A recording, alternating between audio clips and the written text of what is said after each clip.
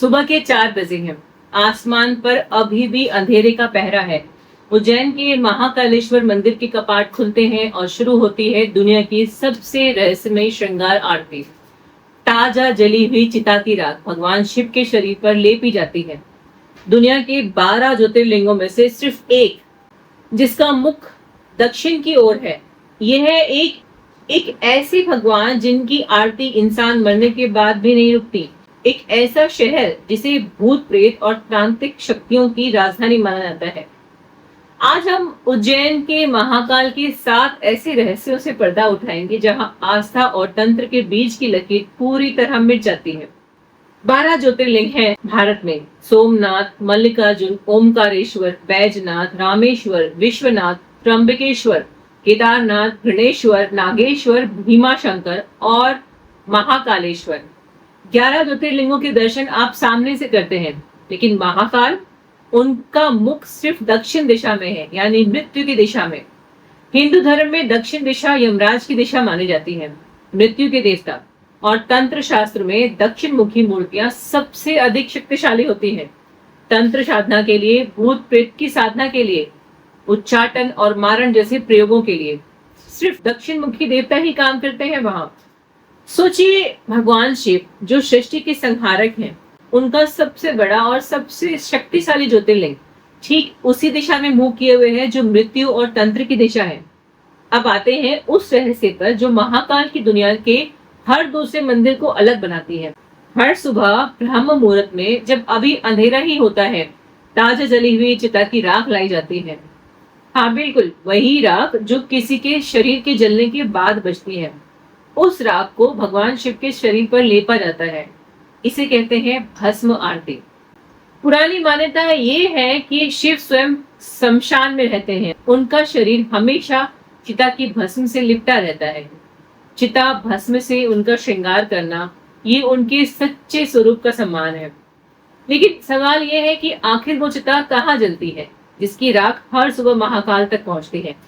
कहा जाता है कि उज्जैन में एक ऐसी जगह है जहां हर रात एक चिता जलती है, सिर्फ इसलिए ताकि सुबह भगवान का श्रृंगार हो सके। और सबसे हैरान कर देने वाली बात है नंदी महाराज। हर शिव मंदिर में नंदी भगवान शिव के सामने बैठे होते हैं, उनके मालिक की ओर देखते हुए। सिर्फ एक मंदिर जहां नंदी बाहर की ओर मुंह करके बैठे हैं, यहाँ महाकालेश्वर में। आखिर क्यों? कहा जाता है कि भस्म आरती की शक्ति इतनी प्रचंड है कि उसे सीधे देख पाना किसी के बस की बात नहीं है। खुद नंदी महाराज भी अपनी नजरें फेर कर बैठते हैं। शिव पुराण की कोटि रुद्र संहिता के अनुसार ये कहानी सदियों पुरानी है। उज्जैन अवंती नगरी, राजा चंद्रसेन एक परम शिव भक्त। उनकी भक्ति की खुशबू इतनी गहरी थी कि दूर दूर से लोग उन्हें सुनने आते थे। लेकिन हर रोशनी के पीछे एक परछाई दौड़ती है। एक असुर जिसका नाम दूषण था, उसने अवंती पर आक्रमण कर लिया। राजा चंद्रसेन युद्ध में उलझ गए और इसी युद्ध के बीच एक मामूली सा बालक, नाम था गोपू या मणिभद्र, शिव का अनन्य भक्त। जब सेना युद्ध में थी तब ये बच्चा पत्थर का शिवलिंग बनाकर पूजा शुरू कर रहा था। सैनिकों ने कहा, अभी युद्ध चल रहा है, पूजा पाठ बाद में करो। लेकिन गोपू नहीं रुका। उस बालक की श्रद्धा से शिव इतने प्रसन्न हो गए कि वे स्वयं ज्योतिर्लिंग के रूप में प्रकट हो गए और देखते ही देखते दूषण की पूरी सेना जलकर राख हो गई। यही वजह है कि इस ज्योतिर्लिंग की स्थापना का कोई दिवस नहीं है, ये स्वयंभू है, यानी खुद ब खुद प्रकट हुआ।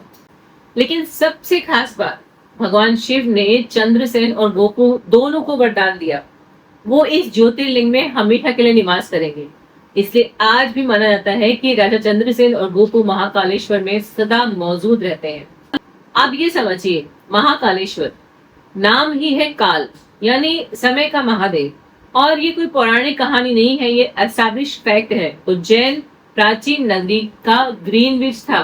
भारतीय खगोल शास्त्रियों ने सदियों पहले ये निर्धारित किया था कि कर्क रेखा यानी ट्रॉपिक ऑफ कैंसर उज्जैन से होकर गुजरती है। ये वो रेखा है जहां साल के सबसे लंबे दिन यानी 21 जून को सूरज ठीक सर के ऊपर होता है।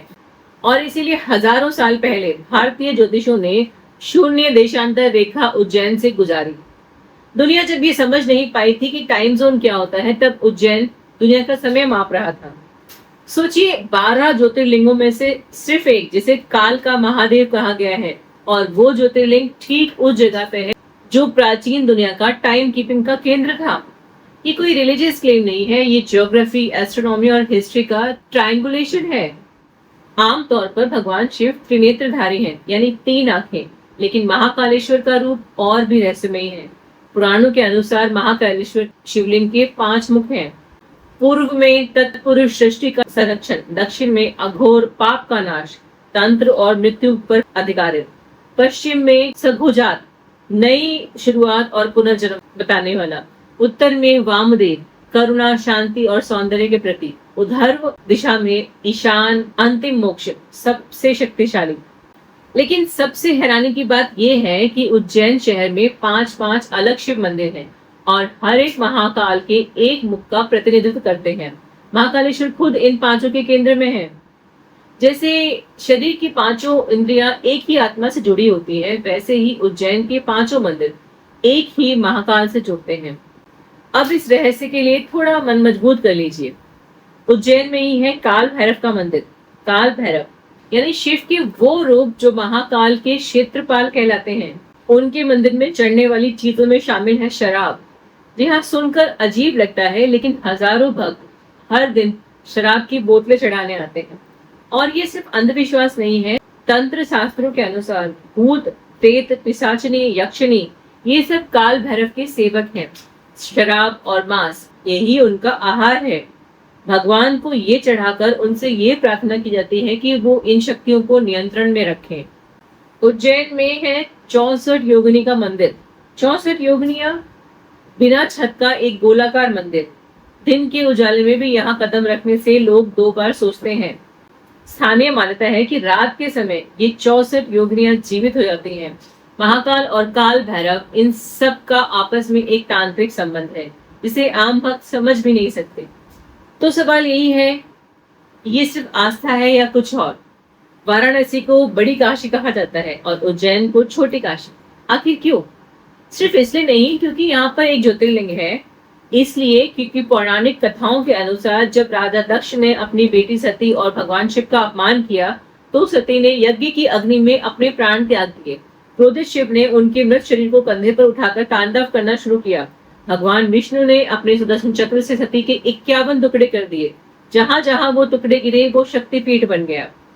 उज्जैन के हर सिद्धि माता मंदिर के बारे में मान्यता है कि यहाँ माता सती की कोहनी गिरी थी। शिव पीठ और ज्योतिर्लिंग एक ही शहर में, शिव और शक्ति का मिलन जो ब्रह्मांड का सबसे शक्तिशाली केंद्र बनता है। ये वही है उज्जैन। सिर्फ एक तीर्थ नहीं है, ये एक एनर्जी सेंटर है जहाँ शिव है, शक्ति है और बीच में बस एक अदृश्य अनकही शक्ति है जिसे कोई समझ नहीं सकता। तो हकीकत है या कल्पना? एक भगवान जिनकी आरती चिता की राख से होती है, एक ज्योतिर्लिंग जिसका मुंह मृत्यु की दिशा में है, एक शहर जिसने हमें समय देना सिखाया और तंत्र की गहराइयों में छुपा कर रखा। ये सवालों का घर है, जवाबों का नहीं। और शायद यही उज्जैन है, महाकाल का सबसे बड़ा रहस्य। अगर ये सफर आपके रोंगटे खड़े कर रहा है तो हिस्ट्री प्लस मिस्ट्री को अभी सब्सक्राइब करें। हम हर हफ्ते ऐसे ही रहस्यों से पर्दा उठाते हैं जिसके बारे में आपने सिर्फ सुना है, कभी जाना नहीं। ये वीडियो शेयर करें, खासकर उन लोगों के साथ जो उज्जैन और महाकाल की यात्रा का सपना देखते हैं। कमेंट बॉक्स में लिखें जय महाकाल और बताइए आपको इन 7 रहस्यों में से कौन सा रहस्य सबसे चौंकाने वाला लगा। बेल आइकन को अभी दबा लीजिए। अगला वीडियो बद्रीनाथ की अखंड ज्योति और 180 दिन बंद मंदिर में बिना इंसान के कैसे जलती है उस पर है। जय महाकाल।